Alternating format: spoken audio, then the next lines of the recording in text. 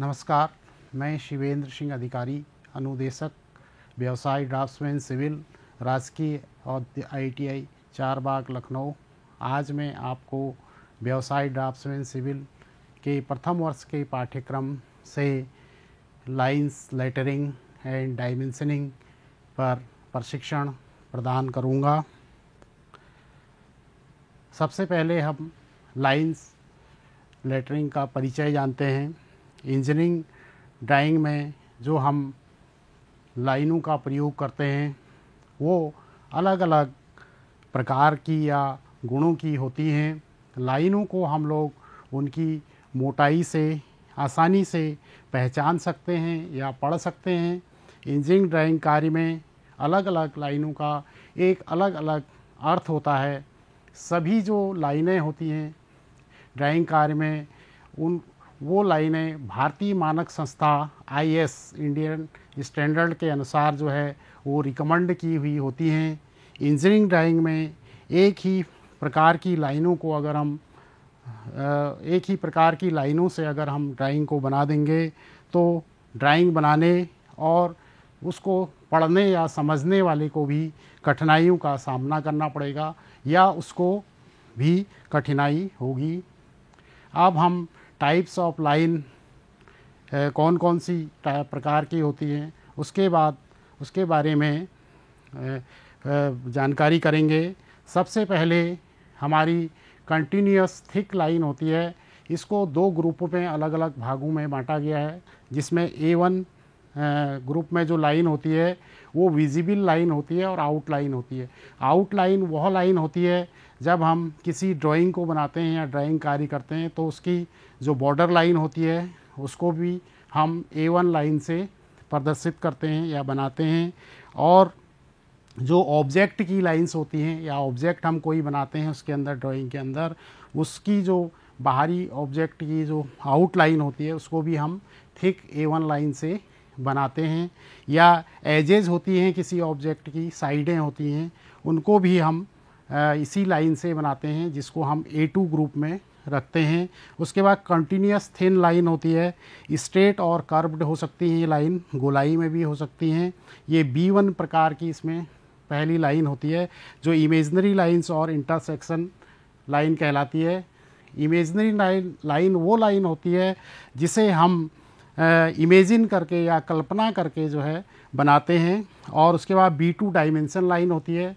जब हम किसी ऑब्जेक्ट की डायमेंशन या नाप लिखते हैं, उसकी साइडों की या उसके पार्ट्स की मेजरमेंट करते हैं, तो उसे हम डायमेंशन लाइन कहते हैं। उसके बाद आती है प्रोजेक्शन लाइन या एक्सटेंशन लाइन। किसी वस्तु का या किसी व्यू को से दूसरा व्यू अगर बनाना होता है, एक व्यू से दूसरा व्यू बनाना होता है, तो उससे जो हम प्रोजेक्शन खींचते हैं तो वो प्रोजेक्शन लाइन या एक्सटेंशन लाइन कहलाती हैं। एक्सटेंशन लाइनों का प्रयोग हम डायमेंशन लाइन के साथ भी करते हैं, डायमेंशन की दूरी शो करने के लिए। तो वो B3 प्रकार की लाइन होती है। और B5 हैचिंग लाइन होती है। जब किसी ऑब्जेक्ट के हम सेक्शन काटते हैं तो उसके सॉलिड को शो करने के लिए या उसके अंदर के भागों को दिखाने के लिए हम हैचिंग लाइन का प्रयोग करते हैं। और B6 आउटलाइन और revolve section in place section के अंदर जो लाइनें हम शो करते हैं अलग अलग पदार्थों के, उसमें ये B6 या आउटलाइन का प्रयोग करते हैं। शॉर्ट सेंटर लाइन किसी वस्तु का या किसी सर्किल का या किसी ऑब्जेक्ट का सेंटर को शो करने के लिए हम ये लाइन B7 टाइप की खींचते हैं। ये कंटिन्यूअस थिन लाइनें होती है। और B8 जो है थ्रेड्स होती हैं, किसी ऑब्जेक्ट्स के दो थ्रेड्स, चूड़ियाँ जो काटते हैं हम, उसकी जो लाइनें होती हैं वो हम B8 प्रकार से शो कर सकते हैं। और डायगोनल लाइन आती है इसमें, जो डायगोनली हम ड्राइंग में कोई लाइन खींचते हैं तो वो लाइन डायगोनल लाइन कहलाती है। उसके बाद continuous thin free hand line जो होती है C1 लिमिट टू पार्शियल और interrupted views sections in the limit is not a chain thin. यानी हम जो सेक्शन वगैरह या व्यूज़ बनाते हैं उसमें हम ये कंटिन्यूअस थिन लाइनें खींचते हैं या फ्री हैंड लाइन इसमें खींच सकते हैं इससे। और ये दो तरह की लाइन होती है। इसमें एक C1 टाइप की होती है कंटिन्यूस थिन, ये लेकिन ये स्ट्रेट लाइन होती है, इसको किसी स्केल या की मदद से हम लोग खींचते हैं। और उसके बाद कंटिन्यूस थिन जिग-जैग लाइन होती है, इसको D1 ग्रुप में रखते हैं हम। जिग-जैग का मतलब होता है बीच से उसको ब्रेक कर दिया जाता है और उस पर जो है ये जिग-जैग्स बना दिए जाते हैं, तो वो D1 टाइप की लाइन कहलाती है। इसका प्रयोग हम उन जगहों पर करते हैं जहाँ पे किसी वस्तु की आधे भाग को दिखाते हैं और आगे आधा भाग जो है ड्राइंग में जगह कम होने के कारण उसको वहाँ से ब्रेक कर देते हैं, तो वहाँ पे इस जिग-जैग टाइप की लाइन का प्रयोग कर सकते हैं हम। उसके बाद डैश्ड थिक लाइन होती है, ये हिडन आउटलाइंस E1 टाइप होती है और ये वस्तु के उन पार्ट्स को दिखाने के लिए प्रयोग की जाती है जो छुपे हुए भाग होते हैं, बैक साइड में दब जाते हैं, उनको दिखाने के लिए हम हिडन लाइन का प्रयोग करते हैं। E2 हिडन एजेज लाइन होती है, ये भी इसके जो हिडन एज होते हैं ऑब्जेक्ट के ड्राइंग में, उनको दिखाने के लिए प्रयोग की जाती है ये वाली लाइन। और उसके बाद जो है चेन थिन G1 लाइन आती है, सेंटर लाइन होती है, किसी वस्तु के सेंटर को शो करने के लिए इसको बनाया जाता है। इसमें क्या होता है, एक छोटा डैश होता है और एक डॉट होता है, बराबर दूरी पे हम इनको लगाते हैं, तो इस तरह से ये जो है लाइन सेंटर को शो करने के लिए बनाई जाती है। लाइंस ऑफ सिमेट्री, किसी वस्तु की सिमेट्री को दिखाने के लिए या ट्रांजैक्टर्स को दिखाने के लिए इनका प्रयोग किया जाता है। G1, G2 और G3 लाइन का। चेन थिन थिक और at ends and change of direction, ये लाइन H1 टाइप की होती है, ये कटिंग प्लेन लाइन होती है। जब किसी वस्तु के सेक्शन को हम कहीं से शो करते हैं तो किस जगह से हमने सेक्शन को बनाया है काट के, तो उसको शो करने के लिए हम कटिंग प्लेन लाइन का प्रयोग करते हैं।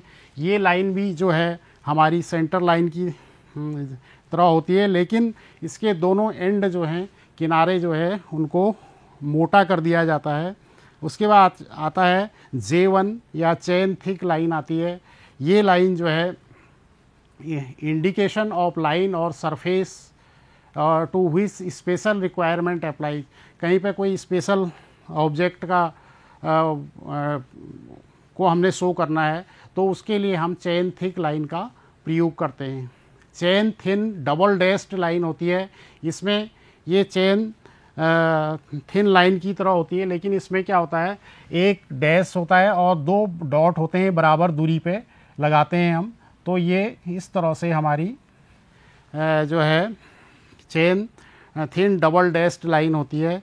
इसका प्रयोग हम आउटलाइन, एडजेस्टेंट पार्ट किसी चीज़ के होते हैं उसको दिखाने के लिए, सेंट्रोडियल लाइंस और part of in cutting plane में कोई पार्ट होता है उसको दिखाने के लिए हम इसका प्रयोग होता है, या ओवरहेड कोई चीज़ होती है जैसे इलेक्ट्रिक लाइन है, टेलीफोन लाइन है, उसको दिखाने के लिए हम प्रयोग करते हैं।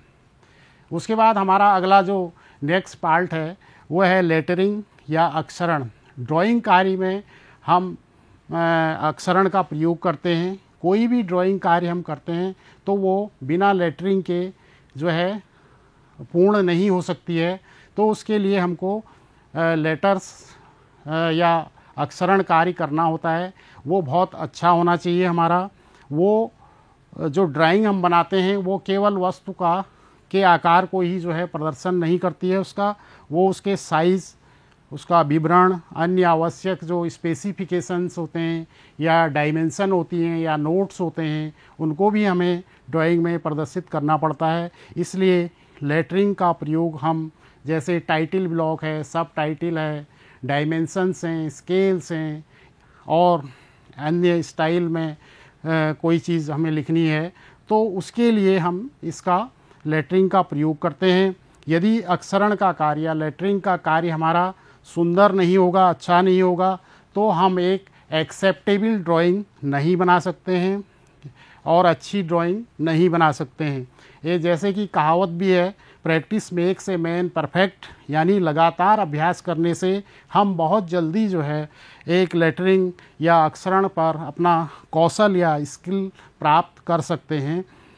ये जो लेटर्स होते हैं ये ब्यूरो ऑफ इंडियन स्टैंडर्ड के अनुसार IS 962 1989 के अनुसार इनको स्टैंडर्डाइज किया गया है या इनका स्टैंडर्ड निर्धारित किया गया है, जिसमें इसेंशियल इनके जो फीचर्स होते हैं वो क्या होने चाहिए, लीजिबिलिटी होनी चाहिए, अक्सर साफ दिखना चाहिए ड्राइंग कार्य में, और यूनिफॉर्मिटी होनी चाहिए, यानी अक्सर एक समान लेटर जो है एक समान होना चाहिए, उसकी ऊंचाई, लंबाई, चौड़ाई, मोटाई और उसकी थिकनेस और शार्पनेस और उसका कलर एक सा होना चाहिए ड्राइंग कार्य में।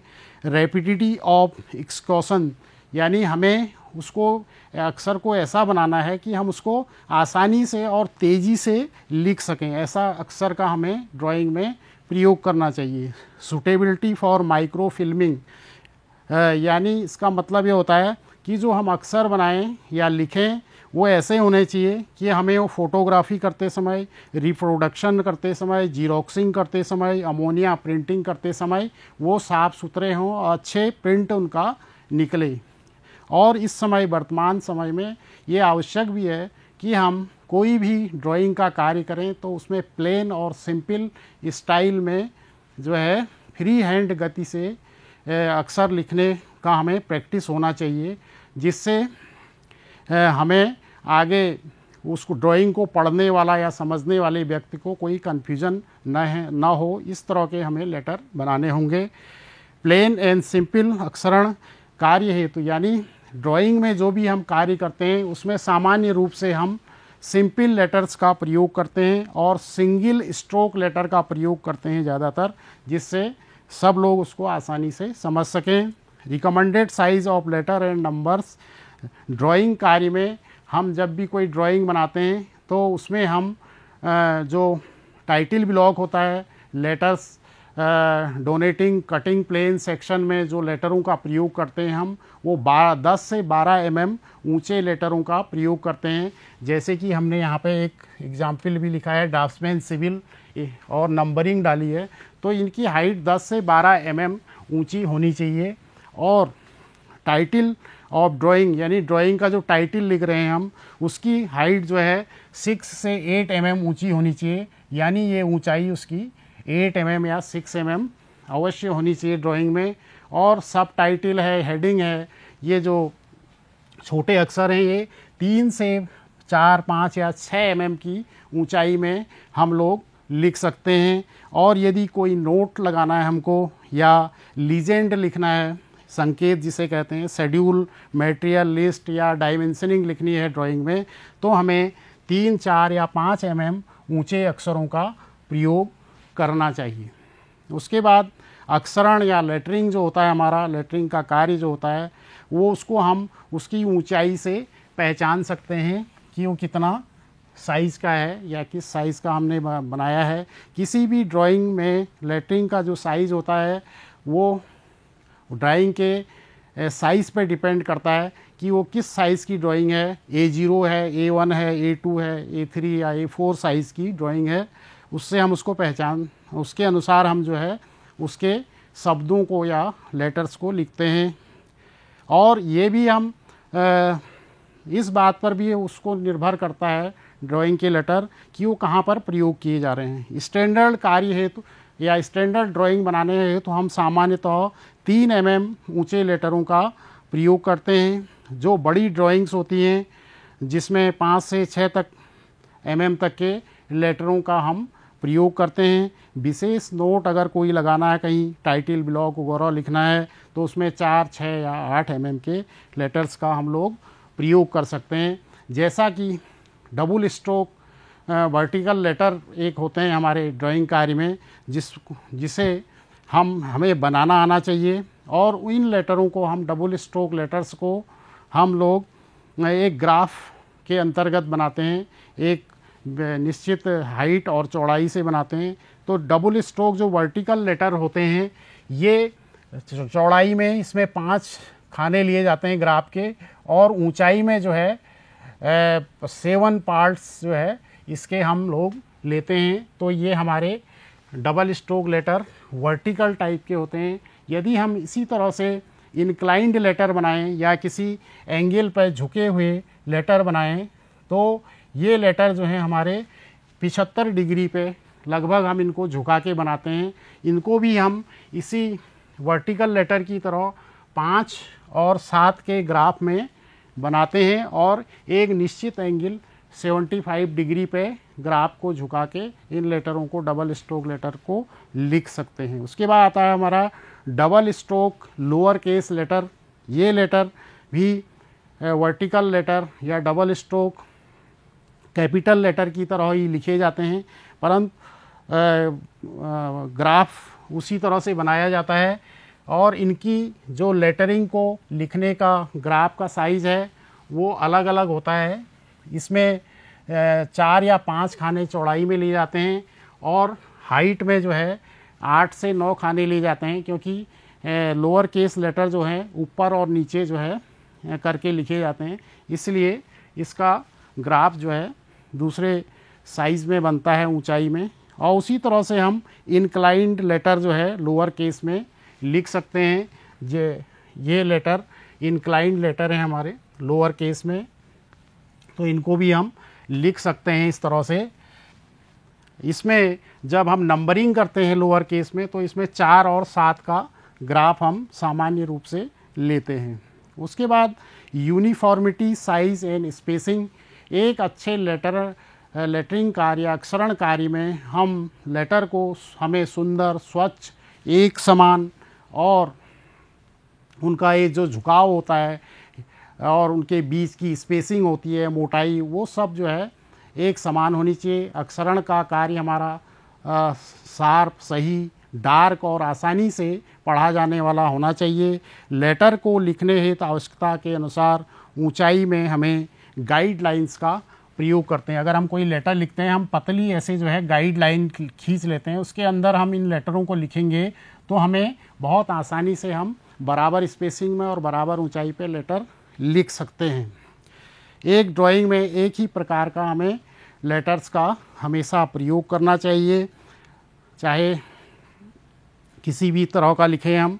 लोअर केस या स्मॉल लेटर का प्रयोग सामान्यतः हम लोग ड्राइंग कार्य में नहीं करते हैं।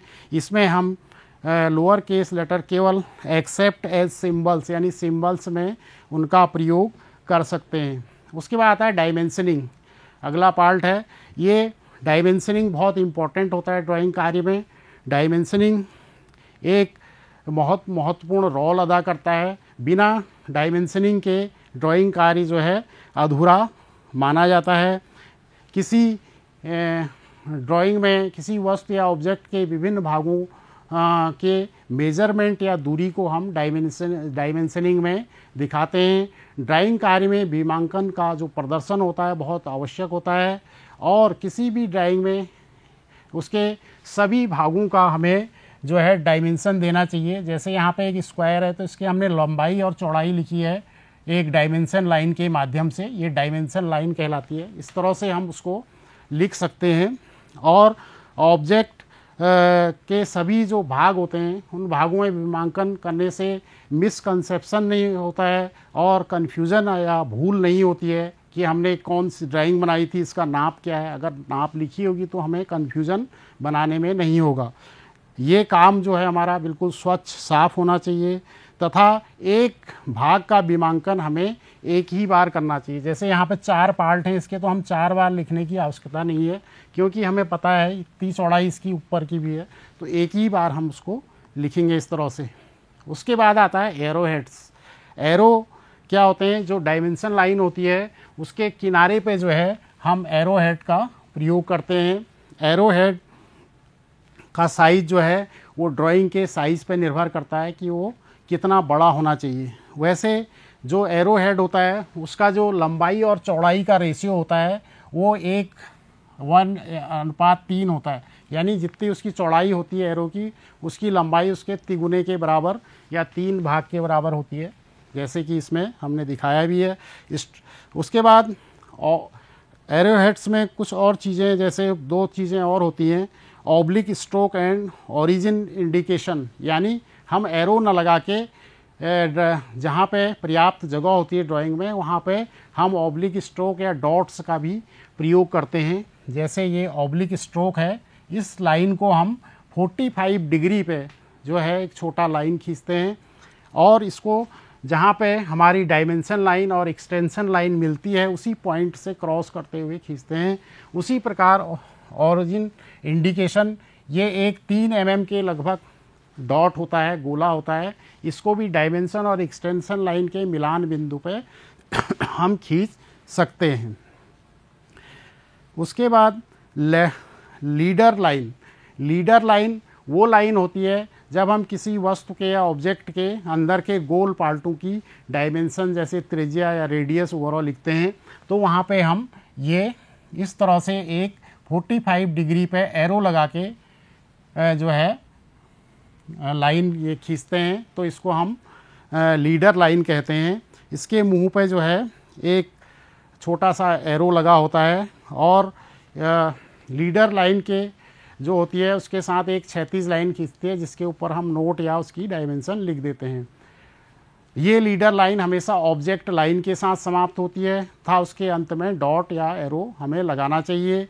लीडर लाइन आउटलाइन के ऊपर अगर समाप्त होती है तो हमें तीर या एरो का निशान लगाना चाहिए, और लीडर लाइन यदि डायमेंशन लाइन पे समाप्त होती है तो हमें किसी प्रकार का उस पर एरो, तीर या डॉट का निशान नहीं लगाना चाहिए, जैसा कि इस ड्राइंग में यहाँ पे प्रदर्शित हो रहा है। उसके बाद डायमेंशनिंग मेथड। पहला मेथड है हमारा अलाइंड मेथड। इस विधि में हम डायमेंशन लाइन ऑब्जेक्ट लाइन के समानांतर खींचते हैं, और इस मेथड में डायमेंशन की माप हम डायमेंशन लाइन के बीच में ऐसे ब्रेक करके नहीं लिखते हैं, बल्कि उसके ऊपर लिखते हैं और उसके मध्य में लिखते हैं। जैसे कि यहाँ पे ये दिख रहा है, हमेशा इसको नीचे नहीं लिखा जाता है, इसके ऊपर लिखा जाता है, और बाएं तरफ लिखा जाता है। अगर वर्टिकली डायमेंशन है तो बाएं साइड में इसको लिखेंगे, इसके नीचे नहीं लिखेंगे। सभी जो डायमेंशन होती हैं उनको इस तरह से लिखें कि हम उनको नीचे से या दाहिने साइड से देखकर आसानी से पढ़ सकें, जिससे हमें जो है आसानी हो लिखने और पढ़ने में। उसके बाद दूसरा मेथड है इसमें यूनिडायरेक्शनल सिस्टम या यूनिडायरेक्शनल मेथड। इस विधि में हम डायमेंशन लाइन ऑब्जेक्ट लाइन के समांतर ही खींचते हैं, परंतु इस मेथड में हम सभी जो डायमेंशन होती है उनको डायमेंशन लाइन को बीच में ब्रेक करके लिखते हैं। जैसे ये ब्रेक किया है बीच में लाइन को, उसके बीच में हमने डायमेंशन लिखी है, और सभी मापों को इस प्रकार लिखते हैं कि हम एक ही दिशा से उनको नीचे से ऊपर की ओर एक ही दिशा में हम पढ़ सकते हैं। नीचे से ऊपर की ओर देख के हम सब डायमेंशन को सीधा लिखा है, चाहे डायमेंशन लाइन वर्टिकल है, हॉरिजॉन्टल है, हमने उसको बिल्कुल नीचे से ऊपर की ओर सीधा लिखा हुआ है। On any one drawing use only one method of placing of dimension, यानी हमें किसी भी एक ड्राइंग में जो भी हम ड्राइंग बना रहे हैं उसमें या तो हम यूनिडायरेक्शनल सिस्टम का प्रयोग करें या जो है अलाइंड मेथड का प्रयोग हमें करना चाहिए। यूनिट ऑफ डायमेंशनिंग, विमांकन का जो कार्य होता है उसकी जो यूनिट होती है वो हमेशा मिलीमीटर में होती है। ये जो है एक विश्व लेवल पे एक ही उसमें लिखा रहता है। कोई भी विमांकन हम जब करते हैं तो उसकी माप यूनिट को लिखना आवश्यक नहीं होता है, कि वहाँ पे केवल जो है डायमेंशन का मेजरमेंट लिखा जाता है। यूनिट को हम अलग से जो है ड्राइंग के नीचे कहीं जहाँ उचित स्पेस होता है वहाँ पे लिख देते हैं, all dimension are in mm। और यदि कहीं पे विमांकन जो है 1 mm से कम है तो उसको वहाँ पे 0.45 करके लिखा जाएगा, यानी दशमलव से आगे 0 लगाते हैं। प्रोसीजर टू मार्क डायमेंशन, विमांकन रेखाओं को हमेशा हम ऑब्जेक्ट लाइन के समांतर रखते हैं और 8 से 10 मिलीमीटर का उसके बीच में ये स्पेस छोड़ते हैं, 8 से 10 मिलीमीटर का। और एक्सटेंशन लाइन हमेशा ऑब्जेक्ट लाइन के लंबवत जो है पैरेलल ड्रॉ की जाती है। जहाँ तक आवश्यक होता है वहाँ हम एक्सटेंशन लाइन को ऑब्लिकली या तिरछा भी लिख सकते हैं। जैसे यहाँ पे सीधा लिखा है तो हम इसको ऐसे भी डायमेंशन लिख सकते हैं, लेकिन ये दोनों लाइनें हमेशा एक दूसरे के पैरेलल रहनी चाहिए। विमांकन के दोनों किनारों पर हम एरो हेड्स को जो है छूते हुए लगने चाहिए हमारे, वे बाहर भी नहीं निकलने चाहिए ऐसे, या अंदर नहीं छूट जाने चाहिए, पूरा जो है उनको टच करते हुए उनको रहना चाहिए। आज जो मैंने आपको प्रशिक्षण प्रदान किया उसमें लाइन कन्वेंशन, इसमें हमने आपको उसका परिचय के बारे में बताया और टाइप्स ऑफ लाइन बताई, और लेटरिंग या अक्षरण का कार्य कैसे करते हैं, उसके फीचर्स क्या हैं, और इंजीनियरिंग ड्राइंग में लेटर और उसके साइज जो है नंबर्स कैसे लिखे जाते हैं इसके बारे में बताया, और double stroke vertical inclined letter और lower case letters, uniformity, size and spacing क्या होती है वो बताया, डायमेंशनिंग बीमांकन जैसे एरो हेड्स है, लीडर लाइन है, डायमेंशनिंग मेथड है, अलाइंड सिस्टम है, यूनी डायरेक्शनल मेथड है, और यूनिट ऑफ डायमेंशनिंग क्या होती है, प्रोसीजर टू मार्क डायमेंशन ये हम कैसे करते हैं, इसके बारे में मैंने आज को आपको प्रशिक्षण दिया। आज जो प्रशिक्षण मैंने आपको दिया उसका संदर्भ हमने नेशनल इंस्ट्रक्शनल मीडिया इंस्टीट्यूट नीमी की बुक से, ई बुक से जो है प्रस्तुत किया था। आज का प्रशिक्षण जो मैंने दिया आपको वो मुझे आशा है कि आपके लिए भविष्य में उपयोगी साबित होगा। Thank you.